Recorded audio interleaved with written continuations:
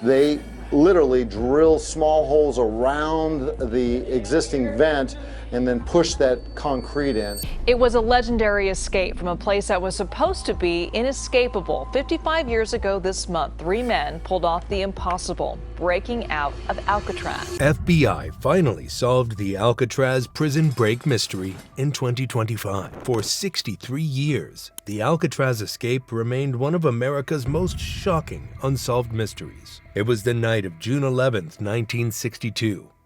Frank Morris and brothers John and Clarence Anglin vanished from the most secure prison in the nation. So we've got 3 prisoners, Frank Morris, John Anglin, and his brother Clarence. A 7 a.m. roll call one day, they don't respond. So a guard goes to check on all 3 of them. Disappearing without a trace.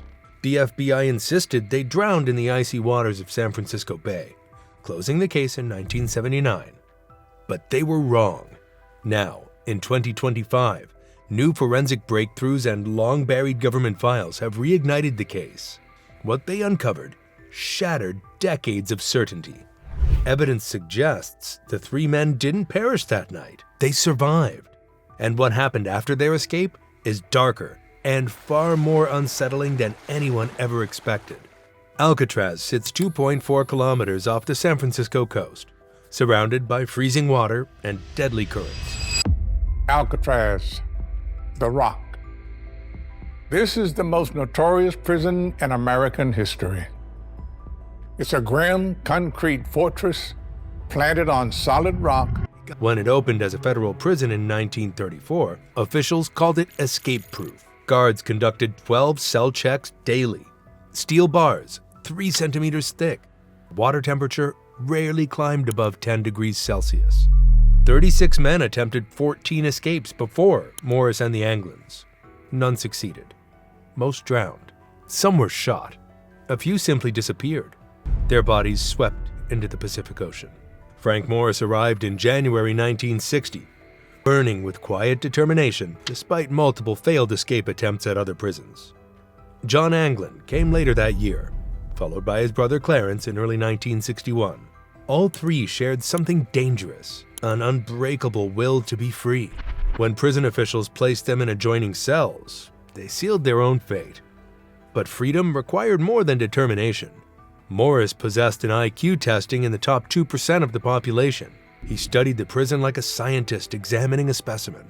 He noticed something other inmates missed. Alcatraz was falling apart. Salt water had eaten through the concrete for nearly 3 decades. The facility cost 3 times more to operate than other prisons, and the Bureau of Prisons stopped making repairs. Ventilation grates loosened. Utility corridors went unguarded. Morris saw opportunity where others saw only walls. The plan took 6 months of meticulous preparation. Using a modified vacuum cleaner motor, they created a drill that chewed through deteriorating concrete. They worked only during music hour when accordions and instruments masked the sound. Each night, they covered their work with painted cardboard that perfectly matched the cell walls. They needed disguises. From the prison barbershop, they collected real human hair. They mixed soap, toilet paper, and concrete dust to create papier-mâché. For weeks, they sculpted dummy heads so realistic they could fool guards from 3 meters away. They even painted skin tones and added individual hairs. The raft presented the biggest challenge. John Anglin remembered reading about vulcanizing rubber. Over months, they stole more than 50 raincoats. They used an accordion's bellows for inflation. They tested it secretly, confirming it held air. They built wooden paddles and crude life vests. An FBI agent later called their work fantastic. Everything was ready. But could the 3 men really defeat the Rock? June 11th, 1962.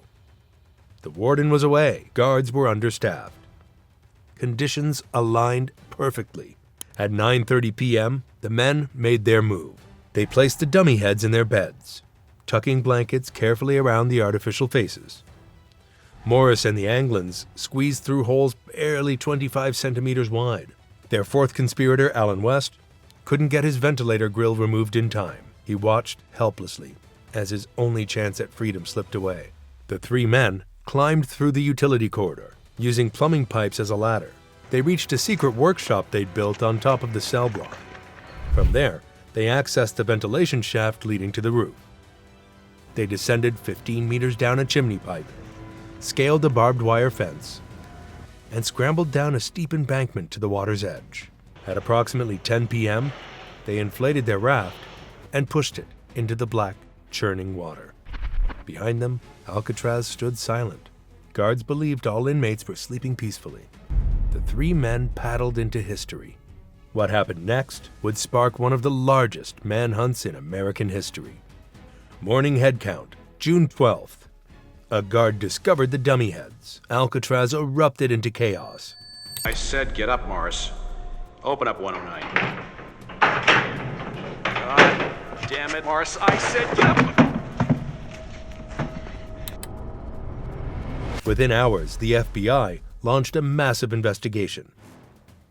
Coast Guard cutters searched the bay. Helicopters scanned from above. Army Corps of Engineers joined the search.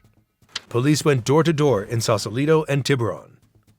Searchers found portions of a homemade paddle, a life vest washed up on Cronkite Beach. Personal photographs sealed in rubber were recovered. But no bodies, no trace of the men themselves. The FBI's official conclusion in 1979? Morris and the Anglins drowned in the frigid bay waters. Their bodies were swept out to sea, case closed. But investigators missed crucial details that would later prove devastating to their theory. A San Francisco police officer named Robert Chechi reported seeing a pristine white boat near Alcatraz the night of the escape. Got on that boat headed out the Golden Gate Bridge, and off they went. It stayed for 15 minutes, then headed toward the Golden Gate Bridge. The FBI dismissed his account immediately. They needed Alcatraz to remain escape-proof. Admitting a successful breakout would destroy the prison's reputation and humiliate the Bureau. The Anglin family insisted their brother survive. They received anonymous Christmas cards for years. Mysterious gifts appeared at their childhood home, including a leather horse figurine that matched John Anglin's distinctive craftsmanship. Family members claimed they saw the brothers at their mother's funeral in 1973. The FBI called it wishful thinking. Then came the photograph. In 1975, a picture surfaced showing two men in Brazil. The facial structure matched the Anglin brothers, but technology in the 1970s couldn't confirm it definitively. In 2013, a letter arrived at the San Francisco Police Department. "My name is John Anglin," it read. "I escaped from Alcatraz in June 1962 with my brother Clarence and Frank Morris. I'm 83 years old and in bad shape. I have cancer. Yes, we all made it that night, but barely." The writer offered to surrender in exchange for medical treatment. The FBI analyzed the handwriting and found it inconclusive. They called it a hoax. A U.S. Marshal later revealed a secret FBI report about a suspicious car theft the night of the escape. The report was buried, never investigated thoroughly. Why? Everything pointed to a cover-up, but without definitive proof, the mystery remained frozen in time. In February 2025, forensic specialists used next-generation AI technology to reanalyze every piece of evidence. Advanced facial recognition software examined the 1975 Brazil photograph with algorithms that didn't exist 5 years ago. The results were stunning. The men in the photograph matched John and Clarence Anglin with 87% certainty. The software detected bone structure, ear shape, facial asymmetries, and aging patterns. This wasn't speculation, it was science.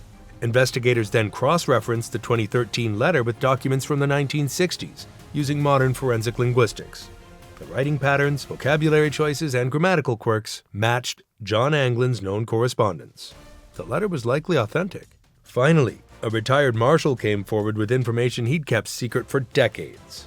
He revealed that FBI agents discovered evidence of the men reaching Angel Island, but were ordered to suppress it.